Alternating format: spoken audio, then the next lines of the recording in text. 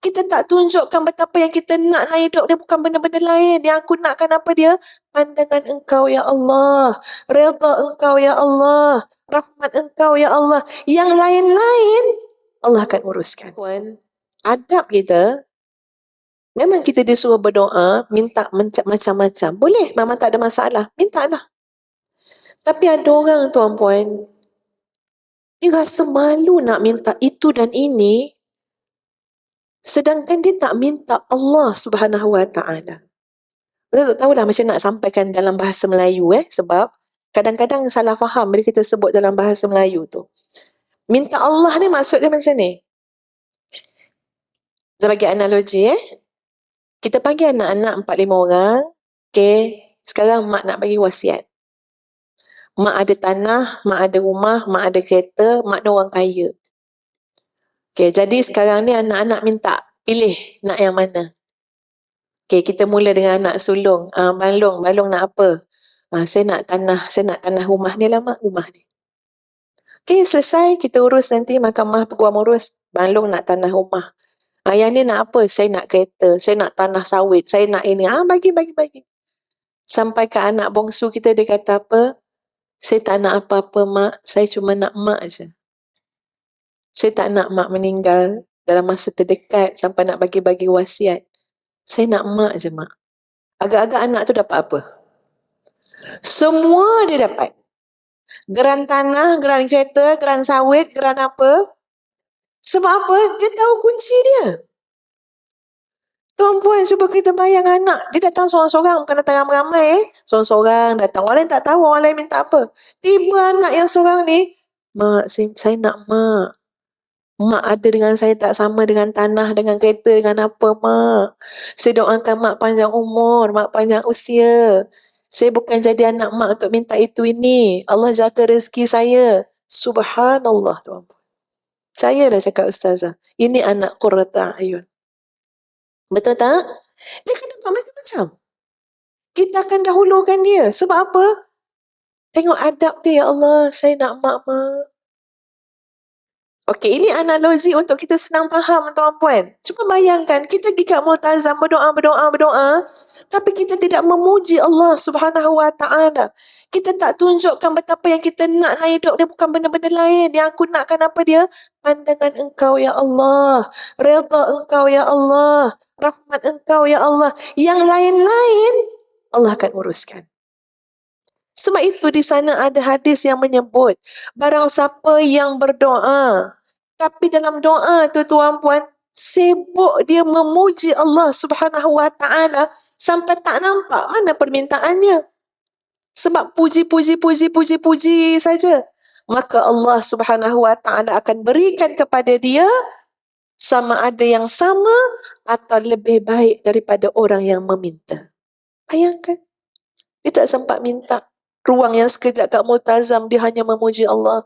Subhanaka ya Rab, subhanallah wa bihamdih, subhanallahil azim, subhanallahir rahman, subhanallahir rahim, subhanallahil latif, subhanallah. Sampailah pegawai tu kata, roh yang hajah, roh yang haram yang hajah, roh.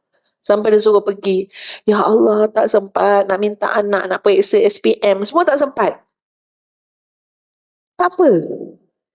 Ada hadis Nabi SAW yang menyebut kamu sibuk memuji Allah sampai tak sempat kamu nak cakap permintaan kamu, Allah bagi lebih baik daripada apa yang orang minta.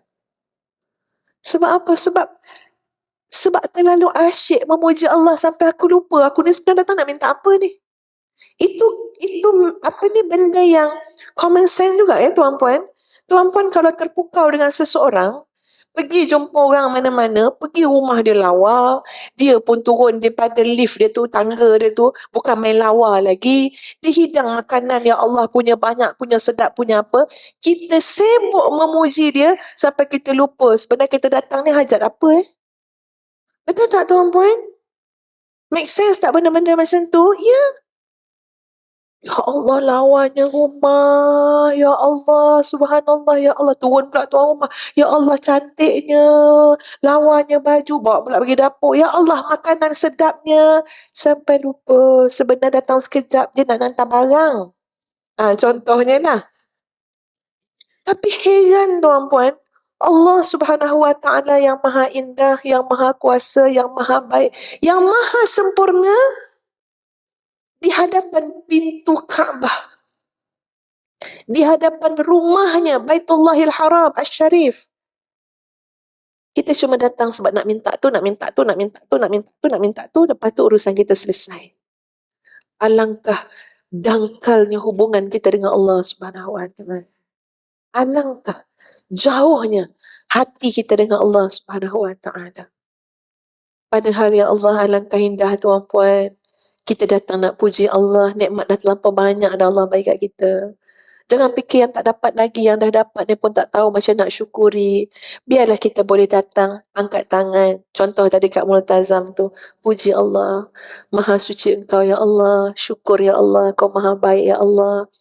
Ya, dan kita ungkapkan, berilah kita segala kebaikan, jauhkan daripada segala keburukan, kemudaratan dah. Yang lainnya puji Allah, subhanallah, subhanallah. Pujilah macam-macam lah. Ya, kalimah-kalimah yang Nabi ajar pun ada, subhanallah wa bihamdih adada khalqih wa ridha nafsih wa zinata arshih wa midada kalimatih. Dan kalau diberi ruang yang sangat sekejap untuk minta, lalu kita minta, ya Allah, yang aku inginkan adalah Engkau. Yang aku inginkan adalah Engkau. Ha, tuan-puan, apakah kita rasa doa itu terlalu pendek? Ataupun itu doa pendek yang merangkumi seluruh langit dan bumi ni tuan-puan? Ya Rab, yang aku inginkan adalah Engkau. Cuba tuan-puan bayangkan kalau ada jutaan orang lain yang keliling Kaabah yang berdoa nak itu, nak ini, tapi ada seorang yang kata, ya Allah, yang aku inginkan adalah Engkau, ya Allah. Kalau sudah Engkau yang aku dapati, kalau sudah Engkau redha dengan aku, maka seluruh yang lain itu adalah mudah. Nabi sebut doa yang sama. Fa illam takun ghadabun alayya fala ubali. Ya Allah, kalau Engkau tak marah dengan aku, kalau Engkau tak murka ke aku, makna kata kalau Engkau dah redha dengan aku, fala ubali. Aku tak kisah yang lain-lain. Tak kisah yang lain. Yang lain-lain ni yang pening kepala kita ni. Betul tak? Yang lain-lain ni yang merasuk fikiran kita ni sampai kita stres segala macam. Sebab yang lain-lain. Tapi bila disebut, kalau Engkau dah redha ke aku ya Allah, aku tak kisah yang lain-lain. Makna yang lain-lain tu ringan. Yang lain-lain tu tak ada hal. Allah akan uruskan. Allah akan bantu. Sebab apa? Kuncinya adalah keredaan Allah Subhanahu wa ta'ala. Jadi dalam berdoa pun tuan-puan sekalian, ia menggambarkan ubudiyah kita kepada Allah Subhanahu wa ta'ala. Sebab tu kadang-kadang macam ada ulama, terutama ahli-ahli tasawuf, sampai dalam berdoa tu pun minta ampun lagi, ya Allah ampunkan doa aku ya Allah. Takut silap. Takut macam mengajar dalam berdoa. Takut macam memaksa dalam berdoa. Kadang-kadang kita menentukan masanya, ya Allah, tahun ni juga. Woi, terrornya dia. Ya, itu kalau anak buat kat mak pun mak marah tu. Dia nak iPhone. iPhone pula yang 15 contohnya. Umur pun dah jam 4. Dia kata, mak kok mana pun tahun ni juga mak. Ada tak kira, mesti tahun ni. Ya? Rasa geram tak kita? Dia ni baru umur 10 tahun. Kita memang nak bagi, tapi tunggulah. Tunjuklah result SPM dulu. Atau hafal 30 juzuk dulu. Bekerja kita nak bagi hadiah. Tapi dia dah menentukan masa. Tahun ni juga mak. Jadi nampaknya macam mana? Dia bercakap dengan nada kejahilan dia. Dia tak tahu apa-apa. Kita mak tahulah lebih pada dia. Kita tahulah masa bila sesuai untuk bagi handphone pada anak-anak. Ini adalah analogi nak gambarkan kita pun macam itulah dengan Allah Subhanahu Wa Taala. Kurang adab. Nak sekarang juga. Sampaikan ketika mana Sayyidina Abu Bakar sakit tuan-puan. Ya? Datang para sahabat yang berkata, doalah Sayyidina Abu Bakar. Kamu ni orang kanan Nabi SAW. Ya? Allah dan Rasul sayang dengan kamu. Doalah. Pendek kata doa kamu akan mustajab. Doa minta sihat. Ni sahabat-sahabat. Ngajar Sayyidina Abu Bakar. Doa minta sihat. Tapi Abu Bakar As-Siddiq adalah manusia, adalah sahabat yang sangat tinggi adabnya dengan Allah dan Rasul sallallahu alaihi wasallam. Lalu apa jawab Sayyidina Abu Bakar? Aku sudah berdoa dan aku berdoa kepada Allah adalah Allahumma inni as'aluka al-afiyah. Ya Allah, aku mohon sejahtera. Dan aku tidak mengatakan aku mohon sehat sekarang, sembuh sekarang. Sebab aku tidak tahu sejahtera aku apakah dalam keadaan aku sakit ataupun sehat. Masya Allah. Tak tahu tuan-puan. Sejahtera iman kita, sejahtera hidup kita ni, masa kita miskin ke masa kita kaya? Kita tak tahu. Masa orang sayang kita, puji kita, ikut kita, ataupun masa orang keji kita. Kita tak tahu yang mana lebih sejahtera untuk hati kita. Qalbun salim. Entah-entah pujian orang menjatuhkan kita. Kecaman orang lah yang meninggikan kita. Entah-entah kaya menyebabkan kita lupa daratan. Kemiskinan lah menyebabkan kita benar-benar bertawakal kepada Allah Subhanahu Wa Taala. Kita tak tahu. Entah-entah masa sehat kita tak jumpa jalan datang masjid, datang kuliah, nak baca Quran.